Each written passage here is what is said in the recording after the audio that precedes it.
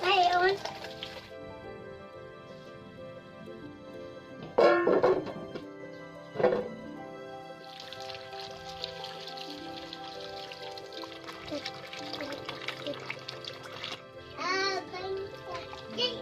Bigasan ko ang mangga.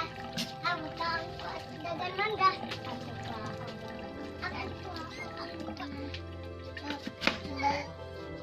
Gusto ko sa mangga. Kasad. I like apple. I like mango. I like mango. Mango is mine. Mango float is mine. Mango float is mine. Mine. Mine. Mine.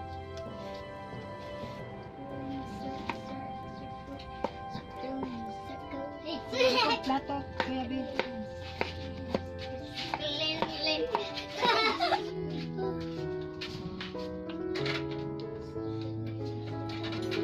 Big one.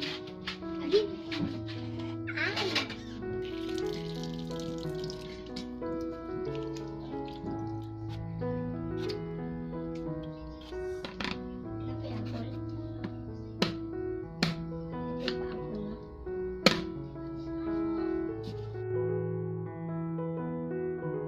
Hello, welcome back to my channel again, and this is jenessa.armecin, and for today's video I will be sharing wait ang init sa Pilipinas.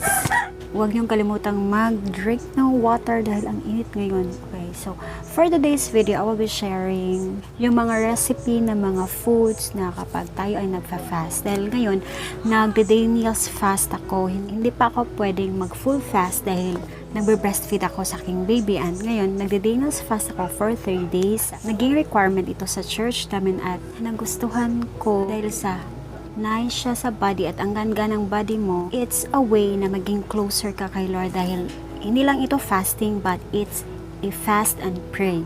So ano nga ba yung Daniel's fast? Let me read to you this in Daniel. Ito. Test your servants for 10 days. Let us be given vegetables to eat and water to drink. So, ano nga ba yung importance ng prayer and fasting? Para sa akin, yung prayer and fasting is important and it is a requirement. It is essential for us Christians na mag-pray and fast tayo. Yung Daniel's fast is fruits and vegetables only. And yan, i-share ko sa iyo yung mga foods, yung mga recipe, yung mga foods na kinakain ko na fruits and vegetables lang. Yung Daniel's fast is no rice, no sugar, no sweets, no soft drinks or any sweet drinks. Sa akin wala ding mga seasonings, preservatives, yun mga fast food. Yun wala. Clearly, foods and vegetables lang yun sa akin. Napaka-importante ng prayer and fasting dahil first is you will be closer to God. Naglalaan ka ng time kay God. Naglalaan ka ng extra and intimately time for God. Magiging closer ka sa Niya. While nagfa-fasting ka, nagpre-pray ka, and then nagre-read ka ng iyong Bible, intimate yung relationship mo dito kay Lord. Isa pa, kung meron kang hinihingi kay Lord, like yung mga breakthroughs like financial breakthrough, health breakthrough, spiritual breakthrough, yun dapat ifa-fast natin at mag-prayer and fasting tayo para maging sulit at maging intimate yung relationship natin kay Lord. Ngayon, 3 days akong fasting and share ko sa inyo yung mga food na tinitake ko. And yung first day was kaya kong kumain ng sweet potato, yung kamote, for breakfast, lunch, and dinner. Then nagbe-break ako ng 5 p.m. or 6 p.m.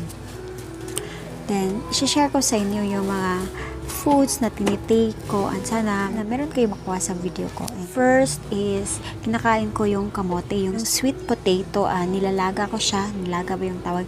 Nilalaga ko siya and then yun yung kinakain ko, kinukonsum ko for breakfast, lunch, and dinner. Either 1 or 2 sweet potatoes. And dahil nakakabusog ito at although merong times na nagugutom ka pero pwede kang kumain ng isa or kalahati ng sweet potato. And number 2 is yung sweet corn. Nilalaga ko din yung sweet corn at yun yung kinukonsum ko. Isang piraso ng sweet corn yung isa.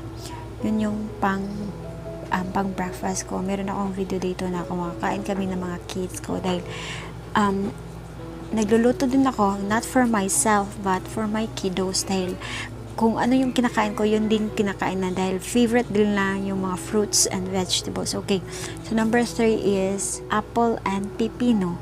So, imi-mix mo lang yun. Pwede mo na yung pang breakfast. Pwede din yung pang merienda, yung apple and pepinoan. Sa mga fruits naman, mag-snacks lang. Sa akin is yung mangga, yung orange, and apple. Pwede yun. Isa-isa lang. And then, meron din akong singkamas. Ano ba yun sa Tagalog? Pwede din yun pang breakfast, lunch, and dinner. Pwede din yun pang snacks, yung singkamas. Hindi ako bumibili ng mga gulay sa karinderya o sa labas dahil meron yung mga seasonings, meron yung mga ina-add. Gusto ko yung fresh talaga or ako ang nagluluto.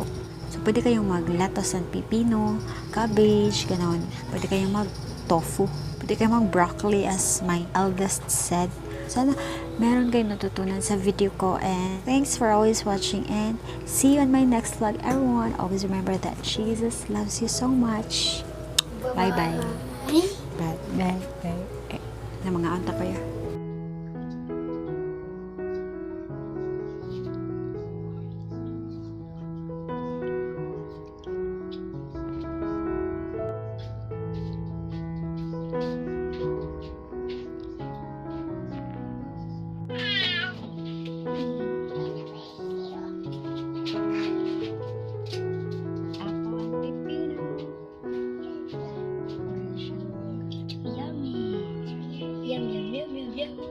Yum, yum, yum, yum, yum. Yummy, yummy, mango, mango, mango. I want 2 mangoes. I want a mango. 4 mangoes, maybe. Yes, 1 mango. I do.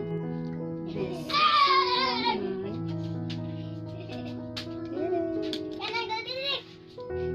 This will be my breakfast. Isa nito and isa nito.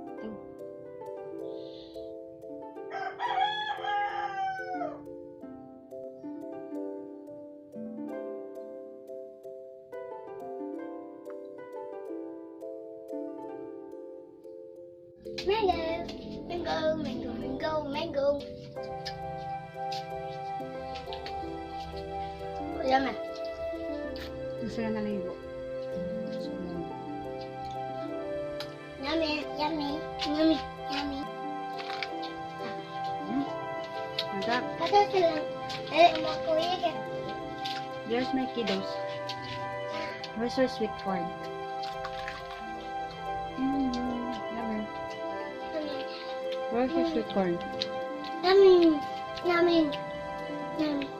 Sarap. Good morning. Good morning, everyone. Can I get yours? Can I get yours? Let's go outside. Hello, eating mango.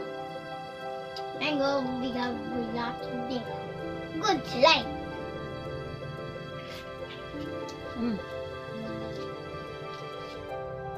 Baby. Yeah, baby.